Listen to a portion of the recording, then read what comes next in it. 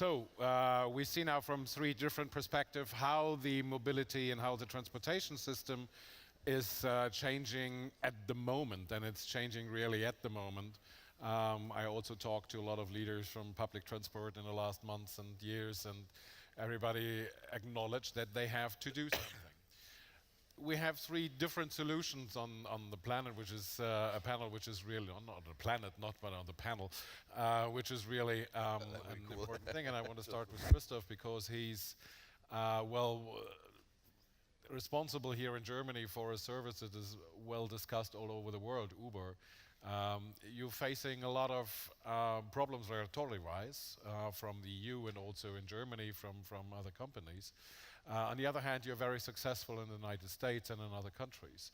How do you try to change the regulation, or how do you try to influence the regulations at the moment so you can make a business out of, or you can start your business here in Germany? So I think first of all, it's not necessarily true that we are successful in the US and not successful somewhere else. So we're active in 500 cities in 70 countries. And obviously there are some with are more challenging due to the regulation in place, but by and large, the customers want individual mobility shared everywhere in the world. And markets like South America, for example, India, also the UK, France, also Austria, actually it's a very great product, and it works the same way as in the US in terms of usability and product experience. But obviously the legal framework is very different, and then I think especially in the European Union, that's part of the challenge, that transportation laws are very specific in each country. And I think in Germany it's especially true that it's a very tough regulation to bring this type of digital mobility to the market. And part of the challenges certainly are based on the way we entered the market, and I think that's something as a young company, and I mean everyone here on the panel works for a rather young company, and I think we had to learn quite a bit on how to best succeed in an environment like Europe or especially Germany, where in the US a certain way of doing business works pretty well. And I think in Germany we've learned that we need to be more inclusive and really talk to all the stakeholders beforehand and really convince them of the benefits of the solution. And I think that's what we're doing in Germany right now. We switched basically from the peer-to-peer product, where we also let private drivers on the platform. Now we only dispatch these requests to professional drivers, and they comply with all the regulation. And I think that's the first step we took in terms of changing our reputation, but also highlighting how we want to operate in Germany. And now the next step is we comply with all the regulation. Now we want to point out where it needs to be modernized. And just maybe for you guys who are not so familiar with the German regulation in passenger transportation, there's one thing called the local knowledge test, which if you want to become a professional driver, you need to learn by heart all the cities all the streets in the city. So in Berlin, for example, there's roughly 1,000 streets that you need to learn by heart, and you have to take a test where someone tells you go from point A to point B, and now you need to list all the streets that you would take in the shortest route possible. And that's a huge amount of work to learn that. And I mean, you guys are laughing, but that's something actually which is the biggest challenge for us at the moment, to get more people on the platform. And we're trying to tell politicians and policymakers, hey, this is really necessary. Today we have Google Maps in every car. It's real traffic information, and do you really think somebody learning all the streets by heart can do a better job of navigating you than a navigation system can? And that's one of the things that are the challenges in Germany, and I feel the reception is getting much better by policymakers, and people feel that there's some potential we are not really tapping into because of the strict regulation we have. And I'm very positive that we will see some change in the near future. But for now, it's certainly some of the markets which is more challenging for us to scale. But nevertheless, in Munich and Berlin, the service is running, and we're focusing on few cities because it's a bit tough to scale. But in those two cities, the product is excellent, and I encourage you to use it whenever you're there. And hopefully Cologne will be one of the next cities we can launch, and hopefully with a more modern regulation in place as well. Maxim, you just said, or just gave the number that there are more than 50,000 new cars on the road in New York at the moment. This is due to these companies like Uber, Lyft, or is that where do they come from? Yeah, it's from all the new mobility companies that have started in Manhattan. And it's a typical American approach, which is very favorable actually for our startups. In the United States, you can just start with something, and regulation then follows on the next step. And then they see if something doesn't work out, they regulate them very, very severely. So it's not so easy going in the United States as one might think. When they start to regulate, and we've seen this in financial sector, for instance, it's really stiff. But in terms of Manhattan, the KVB of Manhattan is called MTA. And the MTA has been watching what's been going on in Manhattan, and obviously they see the development, and they are looking for solutions that are more integrated and more inclusive, that use the infrastructure that's available, which is the tube, the metro in Manhattan, the bus system, and connect that intelligently with new mobility solutions. And that's actually the approach that we take here. In our core market is Europe and South America at the moment, because the public transport companies talk with each other, and they go to New York City and they ask, so MTA, how is it going here? And they're like, well, with 50,000 more vehicles on the road, it's kind of critical. If you introduce or if you allow startups to do something, ensure that you have a system that's integrated, that uses the heavy investments of billions were invested into the New York City metro system, that this is not cannibalized, but that it's integrated into our new systems. And I think that's the challenge. And you also spoke about that in New York, how already in London, how you feed into these hubs. Now that needs to be, though, a complete journey. Yeah, if I go from A to B, it might be that I have different modes, but and it needs to be, as I said, fully integrated and with one ticket eventually. And what we do is we provide that technology, that software, to public transport companies to do that. It's all about, in cities, it's all about the last mile. So how do I get from my bus station at home, or how do I get from A to B to a friend, or to back to home after a party or whatever. In your case, Daniel, it's the first mile a bit more. You started a journey with people. Do you have any numbers, any figures, how many figures about passengers, but how many cars you took out of the road because of your service? Hard to say. So what I know is from our customers, most of them came from the individual traffic by the surveys we took. And the second most were just new traffic we introduced, so to say. And on the third place, Deutsche Bahn in Germany, for instance, comes. But we don't have particular numbers how many cars we reduced, because we obviously also only have a certain inventory, so potentially from Munich to Berlin. But it's not that if you only rely on Flixbus, you can get rid of your car. So it is a case that we truly believe we lowered the amount due to the fact that most of our people come from individual cars, but I can't say the exact number. Okay, because this is called business dialogue. I want to ask a question about business, because one thing is you revolutionized the sector of transportation in Germany with Flixbus massively. There was no bus sector like 4 years ago when you started, 5 years ago. There was nothing. Then you started your company. There were a lot of competition out there. I mean, even the Deutsche Post started their own service and so on and so on. So there was a lot of competition. In the end, you are now not the sole supplier, but you have a kind of monopole now at the moment for long distance traveling by bus in Germany. How, and by the way, I want to tell that for our guests from foreign countries, he defeated Deutsche Bahn twice. First of all, legally, because they tried to forbid the whole service, and second of all, he beat them in business cases for bus traveling. So beating the Deutsche Bahn twice in just 4 years is like, well done.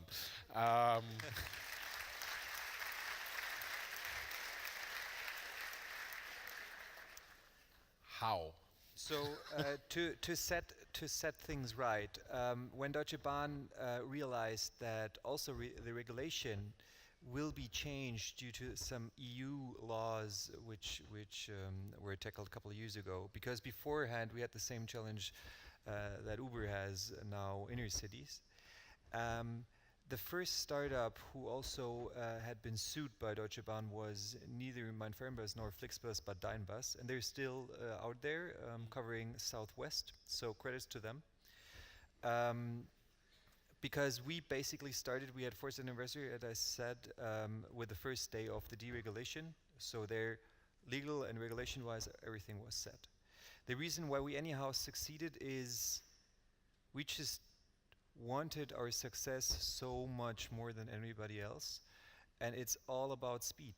I mean, see, if it's Deutsche Bahn or Deutsche Post, there is a board member, nothing against board members, we had some here, a board member who gets a salary and, well, he or she has an idea and starts it up. But basically, it's within a company. It's very rare still that they let those incubated companies go. And in the case of Deutsche Bahn, it wasn't even an incubated company. It was a former company called Berlin Linienbus, which was the market leader before Flixbus. And they just had two challenges. They were much too slow due to the fact how decisions are taken, due to the fact that there are cannibalization discussions in between such a corporate. Is it long distance ICE trains versus the buses? And ultimately, now if they don't succeed, well, someone has to write off a couple millions and they sell it to us or close it down, done. If I would not have succeeded with my co-founders and all of our colleagues, well, I would have had to rejoin Microsoft. Not gonna happen. So that the drive and the ultimate will to succeed was the key, which leads to speed, and speed is necessary as a young.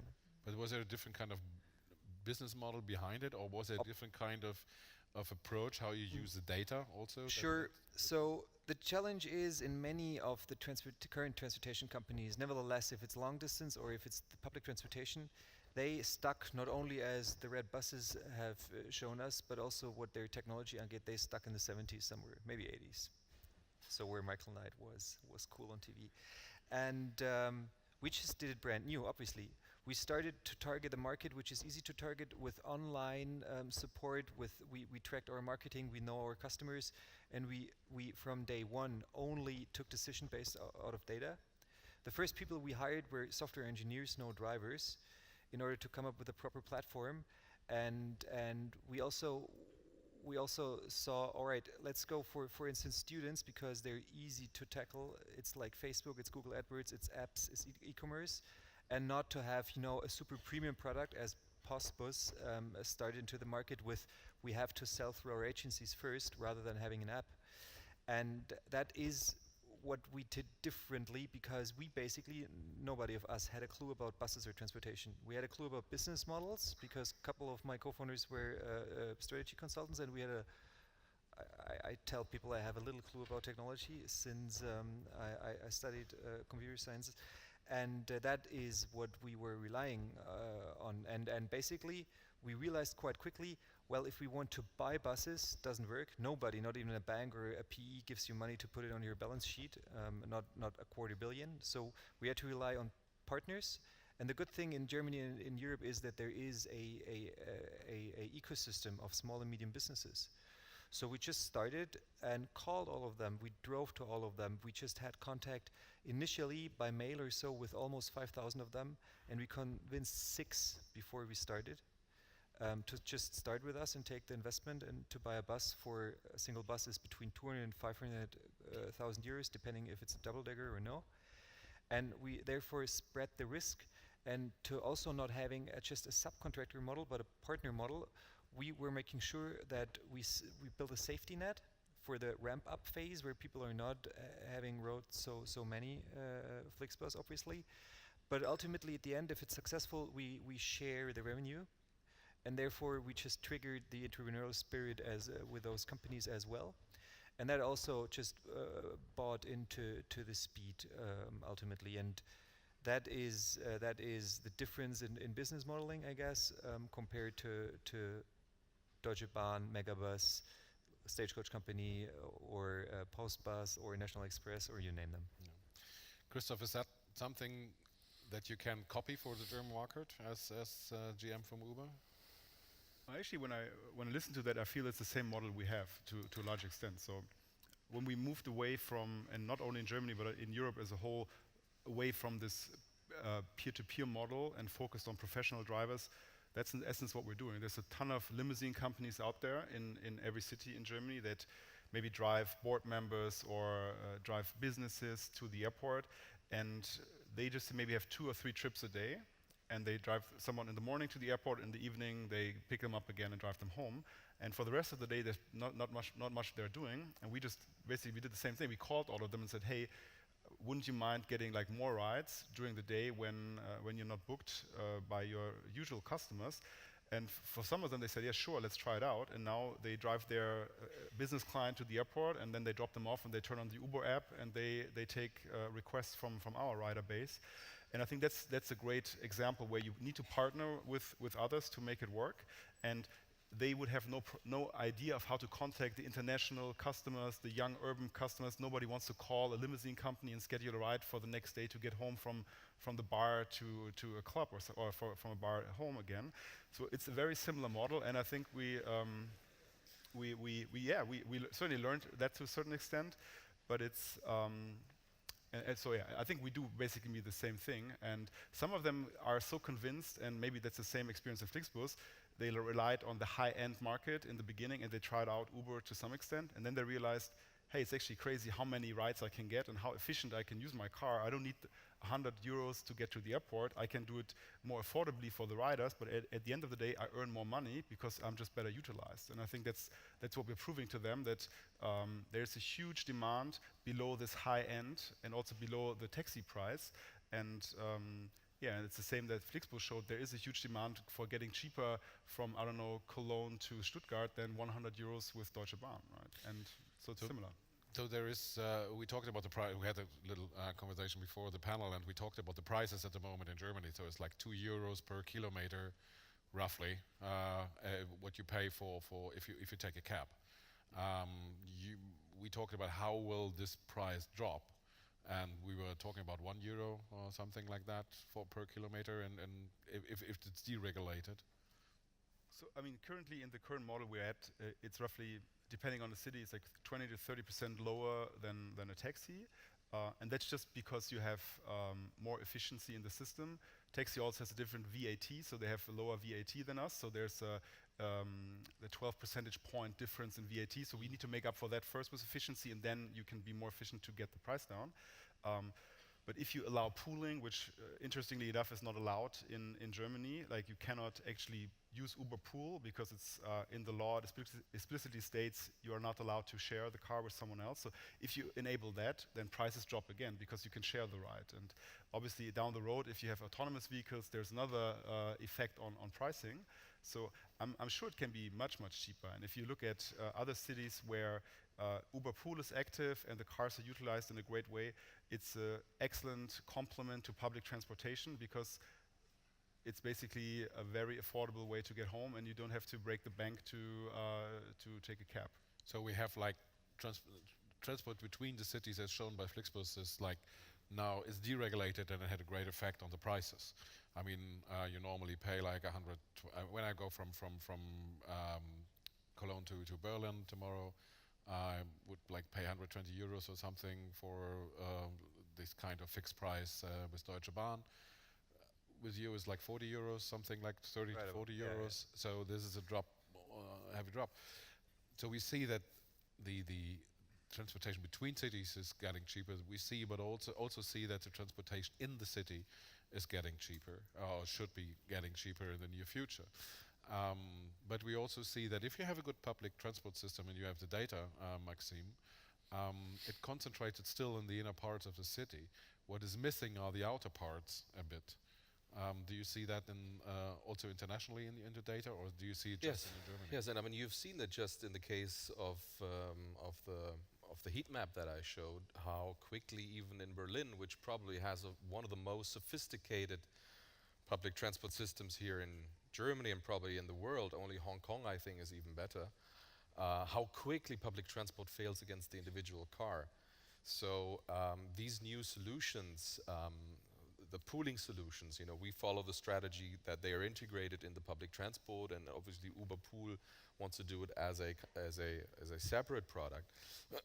And actually that was an interesting learning. We looked at how was Uber fighting to get their stuff onto the market, and we were looking at Flixbus on their interesting business model, which we also applied, and then basically we took the best of both worlds and applied it on that public transport industry. So that was our approach, how to get there. Now we have two sorts of customers. The one customer is the typical KVB here in Berlin, who says, you know, I look at your data, I look at your mobility analytics, I understand where I have undersupply and over demand. So if I have undersupply and over demand, I obviously need to move into that area because there's business to do. And they would like to introduce something that can be quickly introduced, that has a quick time to market. You know, building a new subway takes 10 years and will cost you hundreds of millions. Introducing an agile fleet of shuttle buses, boom, within a few months you have that up and running, and it doesn't cost you as much, and actually, and as you said, it will reduce costs on a total scale and make transportation cheaper and more comfortable for the people in the city. We have the same, and that's what you were asking about, we have the same phenomenon now in the rural areas. So actually, there are quite a few, in German we call them Landkreise, but there's also one case we are starting now in Italy and in Portugal, where rural areas say, hey, we also have public transport, and maybe some of you come from rural areas and from villages. I do, and I know how public transport sucks there. Once a day you have a bus driving there and that's it. And though it's very expensive, your Landkreis pays a lot for that. So roughly, in average, a Landkreis pays about 50 million per year for the public transport. And no one would say, wow, that's a cool service. And with such a, so that's a kind of waste of money, isn't it? And everyone knows. So by introducing these on-demand shared shuttle solutions, which we will start doing now in Germany in 2017, by the public transport, because you know we don't want to mess with the regulation, all the stuff that Christian just talked about. You know, it's really tough in a highly regulated market to introduce these innovations, but you can come through the back door and provide that to the, let's say, dominant player like KVB here, or in the Landkreis it's someone else. And they're now introducing it, and what you see are staggering numbers. You reduce the cost for public transport by half, and you increase the quality of the service by double. So for half the price, you've doubled the quality. So in I think every Landrat or mayor can make that math. Sorry, I was just Important number? getting important for my, no. Just when you have to stop, that's all.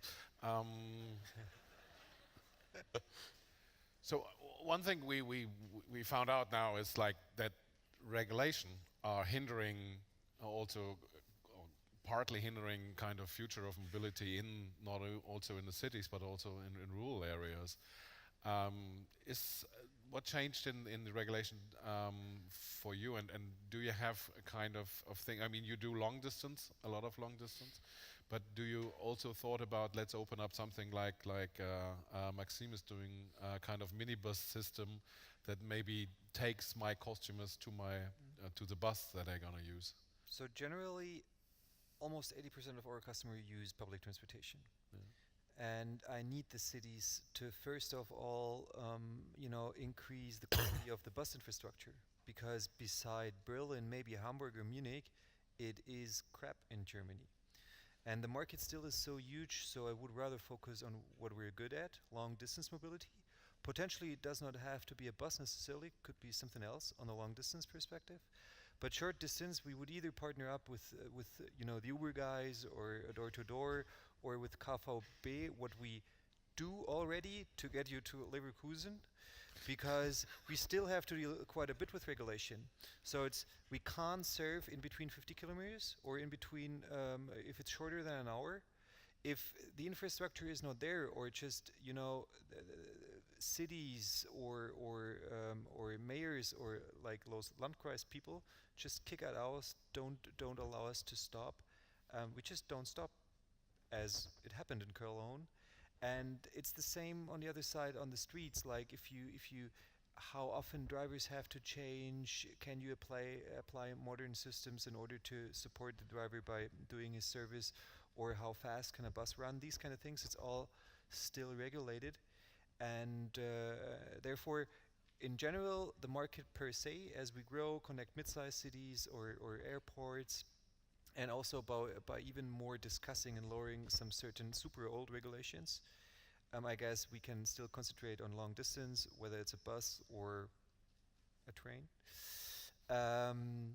but would not do first or last mile. We would just see what other cool new companies or ideas come up and try to partner with them, and also with the already there public transportation companies like KVB or BVG or MVG. So funny, it's little VG. Because of your and with Uber, you are partnering already with Flixbus, and you're also looking for other partners at the moment. No, absolutely. And I think the only way you can get like the big competitor of like all of us is the car that people own themselves, right? It's not the taxi, it's not the car sharing, it's like people owning the car and driving long distance or short distance with their own car. And in order to make people get rid of their car, there needs to be an alternative that's super reliable and affordable. And for that, we need partners. And Flixbus is one example where if people take a bus to Berlin, they get a discounted Uber ride home just to make the entire journey better. But also with public transportation companies, we want to partner. We do that a lot in other countries.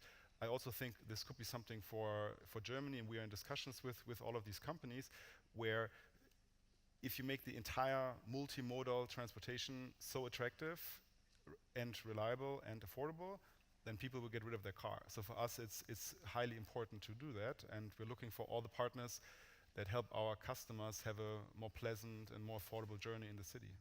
This is really interesting. If you look at the numbers, how many people got rid of the cars in metropolitan areas in the last 10 years. There are not good numbers at the moment because KBA is not giving out a lot of numbers of it, but I think it reduced around 7%. So you have 7% less cars in the city compared to 10 years ago. It sounds not a lot, but in the end, what's on the street, it's a lot. And if you look, I live in Berlin, and I sold my car 3 years ago or 4 years ago because it was just standing around. I use now car sharing, Car2Go, and etc. etc. We see that autonomous cars are coming, and they're coming quicker than everybody thinks maybe here in the area, in the arena, because I drove last year a prototype from Audi, and it was perfectly okay on the Autobahn. I know it will take some time for the city, but let's say in 5 to 7 years they will be there. So Maxim, will there be like nobody has a car anymore? Will there just be like little pods, autonomous pods driving around, picking me up and doing the last mile? Or like also maybe shared minibuses that driving around autonomously? Because I mean, you will agree that Christoph also that the costs for the driver are the main part of what drives the price up. So exactly. Do we see that in 7 years that we have like mini pods driving around? I think 7 years is a good time frame to look at, and as you rightly pointed out, the driver is the main cost driver in the ticket price. So imagine, I mean, we still have to look at, yes, this has obviously social effects. All the drivers will eventually become more or less unemployed. It's a job that will disappear as the elevator boy has disappeared. You know, there's no guy in an elevator anymore pushing the button. You do that yourself. That's an autonomous vehicle also. So and that will also apply to the car. That's what's happening. Now, and it will roughly reduce 60 to 80%. Imagine that price drop in transportation. So yes, we will have, we call them different capsules, different sorts of models that will bring us through the city, and we will have different pricing models. Maybe one of us will say, I want to sit in a vehicle by myself and, you know, chill and have no noises, then I will pay something more. If I'm completely fine to share my ride with others and also stop here and there, then I will have an even more reduced price. So the future will certainly be, particularly in cities, that you have autonomous vehicles picking you up actually very predictively. You know, today we have still to push a button to, you know, signal that we need a ride. We will all experience something else in the future where it's predicted, where the app will ask you, hey, should I pick you up now because you use this routine actually frequently? The car is, you know, 5 minutes away. So it will change from that you have to do something to more predictive artificial intelligence. And for us in the city, it will become a very interesting scenario. I'm very sure. This is one of the parts where I come back to Christoph and Uber, because the prediction or the predictive user behavior or the predictive behavior of people in the city, how they move, Uber has the data, and this is an important asset, isn't it? No, sure, and it helps us improve the service that we offer. And if you use Uber, for example, in Berlin or in any other city, it will tell you small hints of how to make the ride more efficient. For example, if you're in a one-way street and the car would need to go around 3 blocks to pick you up, it will tell you, hey, walk 50 meters to the next intersection, and then the car will pick you up much earlier and make the journey much more efficient for everyone. It's something obviously which we learn based on the traffic data, and that's reality today. So it's not something like where I think we won't be, which will take a ton of time, and that's the same for autonomous vehicles. You need to learn where can you drop people, where's the most efficient place to pick people up, and that will be a differentiator of all these services, how seamless is the experience. And so my perspective on autonomous vehicles is that it will be there much faster than in 7 years. I think everything being an autonomous car and there's no individual cars on the street, I mean, this will take a long time, right? But especially on car sharing platforms or ride hailing platform like ours, if it will be very tough to have an autonomous car in every street of the world 365 days a year, this will be very tough. But to say, now is a city, this is a section of the city which I understand, and this is the circumstances which I can control, then you can switch on autonomous cars for a few hours, and you don't need the driver in this time. And then if the circumstances change, you need to go back to individual driven cars. So I feel all these platforms will make it much easier to enable autonomous vehicles than waiting for someone to buy an autonomous vehicle, park it in their car and drive around, which I don't see anybody doing because it will be super expensive. And what's the point of owning an autonomous car which will stand 95% of the time in front of some building? So I think it will change tremendously how people look into mobility and how people own cars, and it will transform the entire sector, basically. I would like to add to the data, because what we use, for instance, like we started with this 1.5 years ago to really suck any kind of data set that's out there into our system, into our mobility analytics system. And we use telephone data, so from telephone companies. When you switch from one cell to another, you see there's movement. We use the data from traffic lights. Siemens provides that stuff. When they censor that a car is in front of a traffic light, we use data from a company called Inrix. They use data that within the vehicle is being used, and we're happy. We've just we're having an agreement with Google Maps. We're getting all the Google Maps data, and then on top of that, we get the data from the public transport companies, because they also, by typing in, I'm going from here, university, to the Dome, obviously someone wants to go from A to B there. You don't just do that for fun usually. So we get all these data, and on that we can really make a matrix and see how is demand and supply, which actually now the companies that are building autonomous vehicles are asking from us. So it's a new business for us that we actually never intended to look into, and yeah, that's exciting, obviously. That's normally how the businesses were getting very successful. Yes. It's like Viagra developed because they were looking for something else. It's true. It's true. They were looking for heart medication. Then they had like this side effect. That's true. I will tell our team that's our Viagra. Yeah, let's do that. So, because this is not all about the people sitting on a panel, it's also about you. And I think we talked a lot about what's happening in the next 5 to 7 years.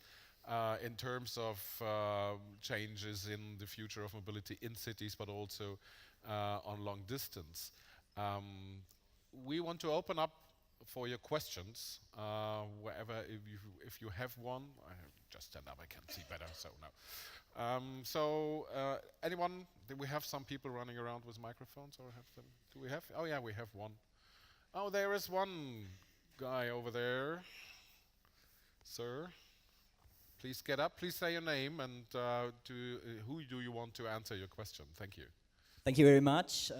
I'm Philip. Thanks, first of all, for sharing your great visions on the future of transportation. Now, I'm German, and we love our German cars, and the German automotive sector and the global automotive sector as well consists of so many jobs. I think it's 750,000 in Germany only. And of course, in the upscale supply chain, suppliers of automotive industries, many more. So if you want to reduce the number of cars, of course, these jobs must go anywhere else. So, and might that be the reason that the transformation in transportation is not going as rapidly as you might want it to be? And where do you think these jobs in the current industry are going to? Who's got to answer? I don't know. Maybe Christoph, because you're more familiar. Sure, no, I mean, I can.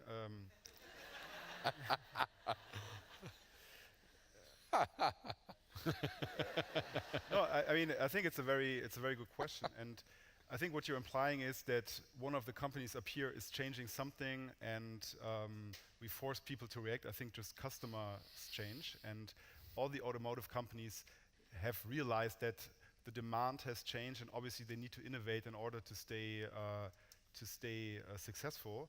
And personally, I used to work for German car companies for 9 years, so I have a lot of love for them, and I feel they have been very innovative for 100 years, and I'm sure that they will also be successful in the future. But the business model needs to change, and it will be more around partnerships. For example, we announced a partnership with Daimler a few weeks ago around autonomous vehicles, where Daimler agreed to basically put their autonomous vehicles when they're ready on the Uber platform. And this is how I envision the future. You know, like none of our companies can build cars or buses for that matter. It's super complicated. If you go to Ford Werke here or Opel Werke, it's tremendously complicated to build a car, and it's impossible to build that from scratch. And Google actually showed that they wanted to build their own car and actually said, wow, that's super difficult to do. And now they want to focus more on software and sensors. So I think cars will look differently. They'll be totally, like, if you won't sit in the front left, you will be in the passenger compartment, maybe more like a bus or like a train wagon maybe.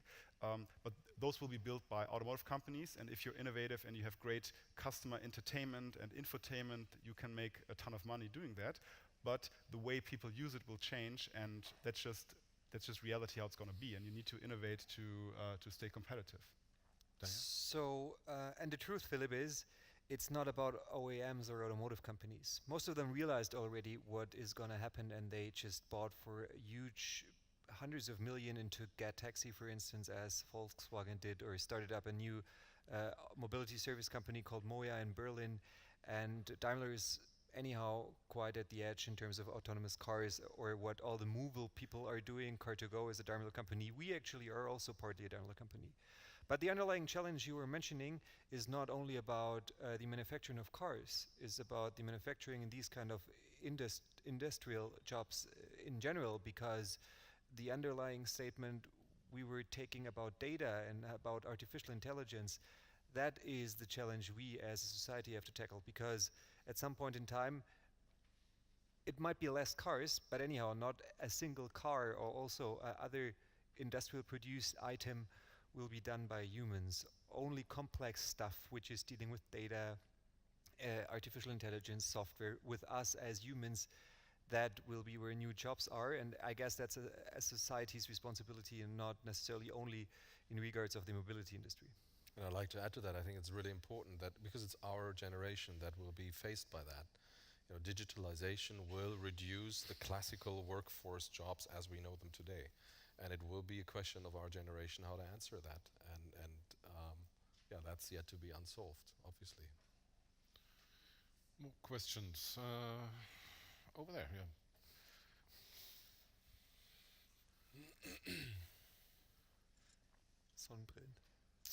My question is to Maxim. Basically, I want to share you like the experience in. I'm from Guadalajara, Mexico, and I want to share you a little bit of background experience so that I can ask you something. Basically, in Guadalajara, there are like strikes from the public transportation when they want to raise the prices, and sometimes the government try to support them, sometimes not. But there is also this issue that there is a bad service, and we don't have like options of innovation. They also like at some point also there was an issue with Uber. They don't let them operate at some point. Now it is working right now, but I want to ask you if you can give more details about the experiment on Lisboa, and Lisbon. and if there are like plans of start operations on Latin America, and if you maybe consider making an experiment on Guadalajara. So there are two questions. The one is in Lisbon, and the other one is, how it works in Latin America. So typically, first of all, we crowdsource the map in Mexico City because we have our own crowdsourcing technology, and because when you enter such markets, there is not typically always the best map available. You guys know that with Uber because you guys are building your own map also right now. So you need to have the geo coordinate. Yeah, you need to know where A is and where B is. So in Mexico City we did that, taking out that risk out of the company that we don't have that capability. That's also how startups work. The investors look at you at huge chunk of risk, and you need to take risk out, and that was a risk. Can we get map data ourselves? And we can do that. So we did that in Mexico City. We decided to start our Latin America strategy via Chile and Brazil. To start first in Chile, as you know, that's a typical way. You start in Santiago first, and then test the Latin American market, and then you roll out into other countries. So Chile and Brazil. In Porto Alegre, we have a team, a software development team. 10 people are down there. So we will roll out from, let's say, south to north. That's our strategy. So number two on the Lisbon challenge. Well, as I said, the interesting effects were to see that you can truly absorb large chunks of individual private cars. As you talked about, that's our enemy, the person owning his or her own car, parking it most of the time in the city and not using it. So that's our enemy that we are aiming at. Now, one clear and critical aspect that came out of that was it will only work if it's fully integrated in the network. So if it's not just the shuttle driving around, but if it's the shuttle that's connected with the subway, connected with the tramway, connected with the already existing bus services, then you get to these sorts of effects. If you only introduce, let's say, a shuttle service, a pooling service on top, you will lead this to more vehicles. So you have actually the contra effect. So it only works if it's fully integrated into the existing infrastructure of that city. The simulation in Lisbon showed that clearly, and the practical effects in Manhattan show that also. 50,000 more vehicles on the road, as it is not fully integrated into the MTA system. So that's the result out of that. Sorry. Thank you. Next one. Oh, that's easy one with the blue.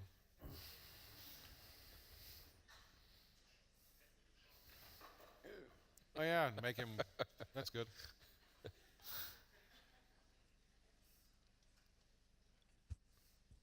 Hi, I'm Jeronim. I'm from Cologne. I'm sorry for you, Daniel, that you got kicked out here, but hopefully you will react. We'll work on it.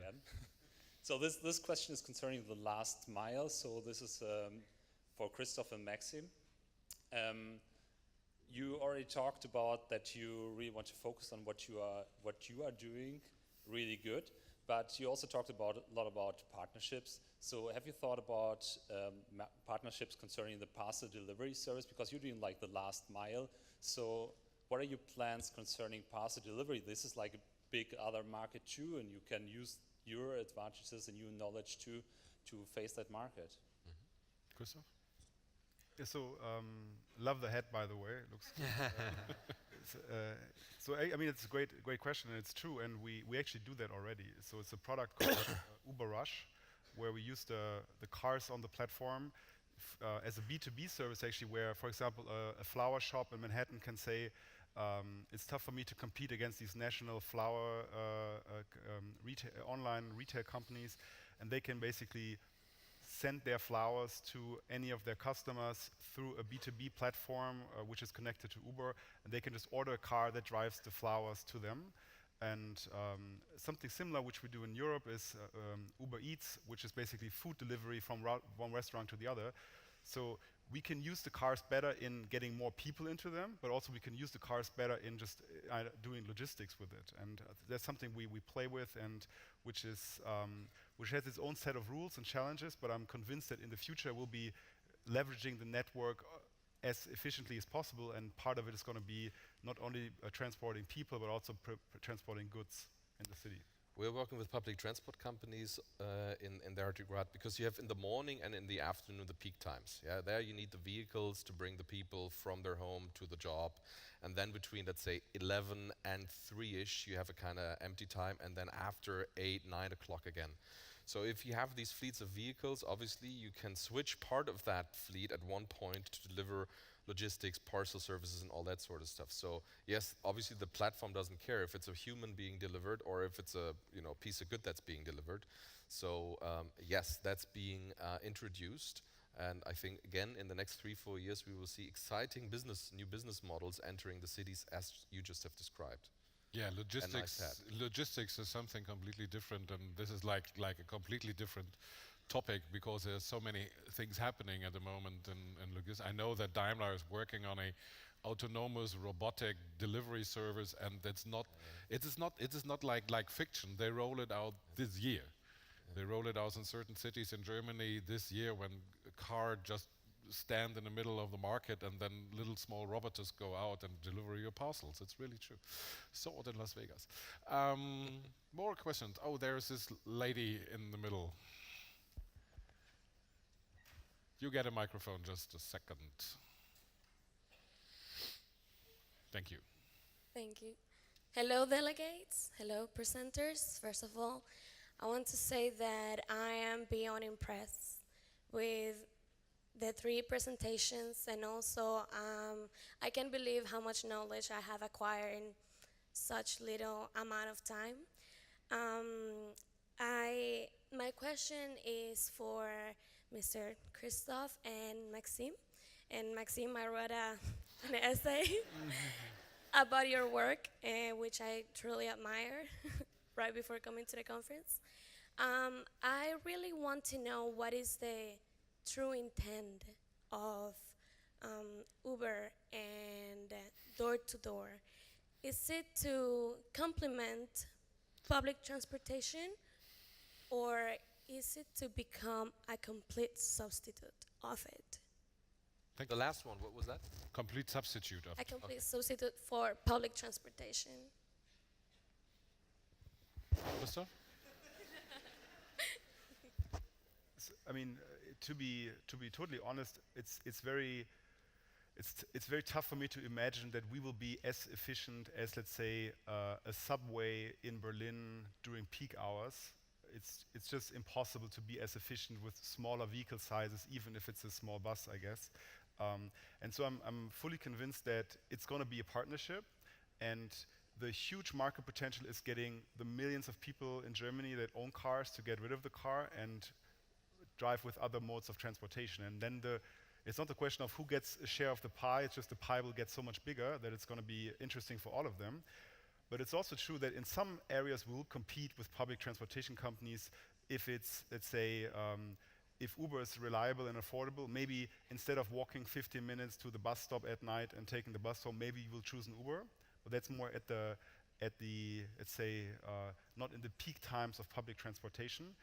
And the other fact, and that's feedback I get from public transportation companies, is they don't like these buses that nobody uses late at night. They're very expensive for them as well, and that's where they don't make money and where they lose actually a lot of money. So I think if they focus on the 90% of the well-working public transport that they have today and continue to innovate, maybe it's also beneficial for both parties to get rid of the really inefficient and also costly underutilized buses at the seams of the demand, and give that to other parts of the multimodal transportation mix.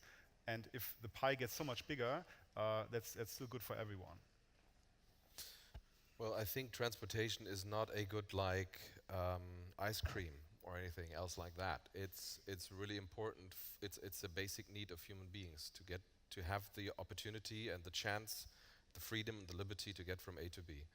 So, and there will always be this conflict between private companies that obviously have the sole purpose in the end to provide profits, and the community that says we don't care about profits, we care about, you know, how we live in the city, and how we ensure that our citizens are being moved in a way that's affordable, that's efficient, and all that sort of stuff. So particularly, again, in markets where you have a sophisticated mass infrastructure, which is, again, Central Europe and maybe US not so much, just, you know, New York City, Chicago, San Francisco maybe, and that's it. But if you look at markets where you have sophisticated mass transit infrastructure, you have these big players, like here in Cologne, the KVB, that are at the moment suffering because they don't have a technology department, they don't have the resources, they need someone to help them to introduce all these things.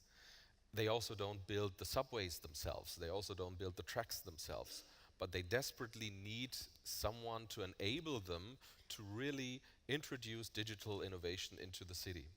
And then there comes the second question: do you want to remain a platform? Right now, KVB here in Cologne is the platform. Like Amazon is for e-commerce. It's the platform, and you have other people feeding into that. Does KVB want to lose that position to any other player, Google or anyone else, that will be the platform for mobility? Or does KVB want to remain in that position, keeping the platform situation? Because, as I said, mobility is something that only to a certain extent should be completely managed by the free market. That's my position as a citizen, not as, you know, CEO of my company. And that's, I think, a very interesting discussion we will see in the next few years to come, how these interests will be balanced between, you know, free market players and at the same hand of the interest of the community, that not all the profits should go to the shareholders, but that you want to have an efficient system in your region. Okay, thank you very much. Unfortunately, we're running out of time. I'm sorry, I just have made 20 minutes more than we should. But yeah, thank you very much. Thank you, Christoph. Thank you, Daniel. Thank you, Maxim.